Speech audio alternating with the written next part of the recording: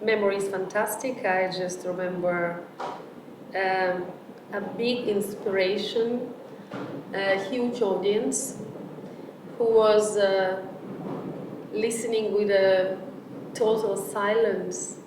And after that, the response of it was huge. And we received back this energy.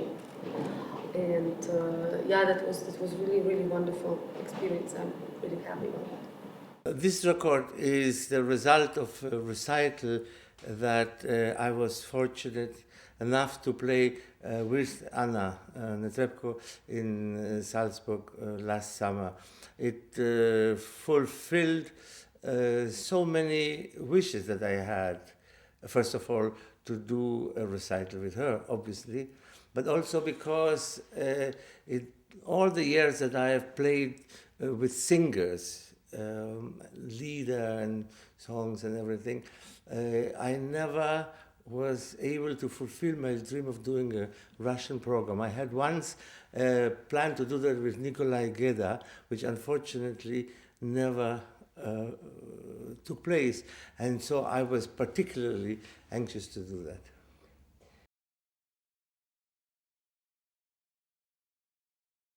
Some of the songs I sang before, but it was Rimsky-Korsakov. Tchaikovsky I never sang because it's very difficult. I wouldn't touch this before I will really learn how to sing. And actually Tchaikovsky, it was the choice of Maestro Barenboim.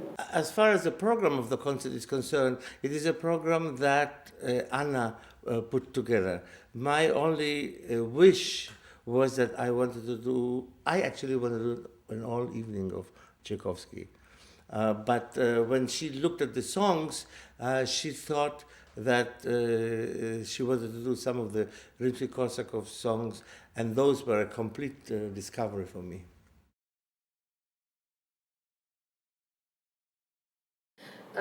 For me, it's definitely easier to sing Rimsky-Korsakov. It's not only for me; it's for every singer. It's very easy to perform. Tchaikovsky, you need to work more, but each song of Tchaikovsky, it's like a little story you're telling. So it's very exciting to perform it. It has a lots of drama. It has lots of. It has everything. That's simply like that. I don't believe in speaking about music with arguments from other disciplines, even of culture, like literature and poetry, and I don't believe so much in the images. However, in the case of Russian music, one has to, because you can speak about Brahms or Beethoven in perfectly musical terms. But Russian culture was in many ways also, not only, also exported. The Russian culture of the 19th century, the aristocracy spoke French, some of them also German.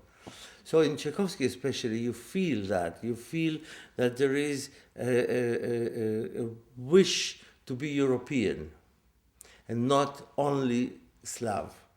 Rimsky-Korsakov musically, not so much in the songs, but later on and in the operas, very much, of course, points the way to the future, much more so than Tchaikovsky, to Stravinsky and the 20th century.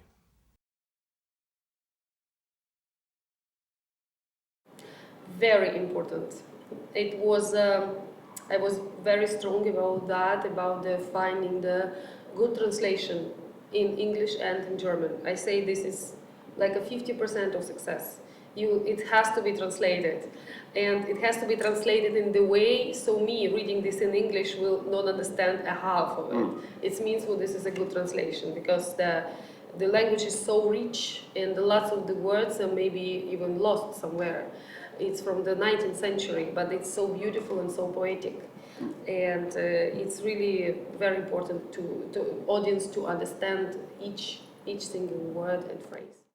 The songs in this recital belong to some of the great Russian poets, and you cannot play a song with a text by Pushkin and not be interested or influenced by the text, and especially one of the especially wonderful things about this concert for me was how every word, every syllable that Anna sings, it is understandable. She has really an absolutely perfect diction, because she doesn't know only the sense of the word, but she knows also how to color the syllable with the note that it comes on. You know, the song repertoire, it varies very much from the German Lied of Schubert, Schumann, Brahms on the one hand, and Wolf and Liszt on the other hand. In the Schubert, Schumann and Brahms, the piano is a partner in many ways, sometimes accompanying, sometimes filling the textures. In Wolf and Liszt, the piano is more of a virtuoso instrument. And the Russian songs are somewhere in between the two. The Tchaikovsky songs are very pianistic in the sense that there is quite a lot of virtuosity every now and then. And the Rimsky-Korsakov songs, I think in some ways are more evocative than brilliant.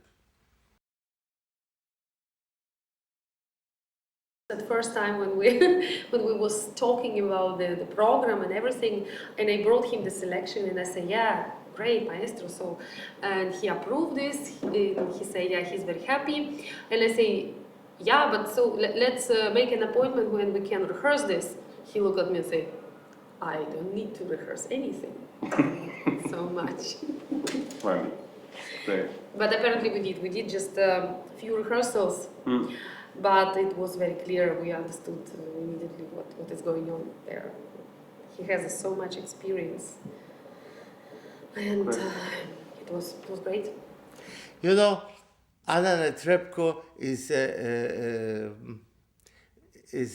how shall I say that? It's a very special case.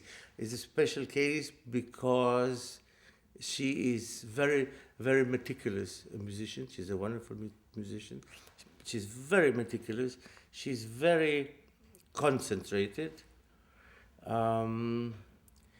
Gives herself completely to the music that she's singing, which is a quality that not all famous people have.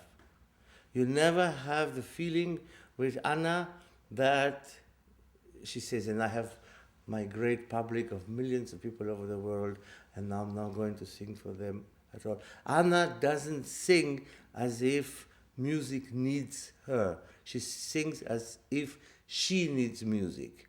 And she can project that to all the thousands of people that she sings for by forgetting that they are there.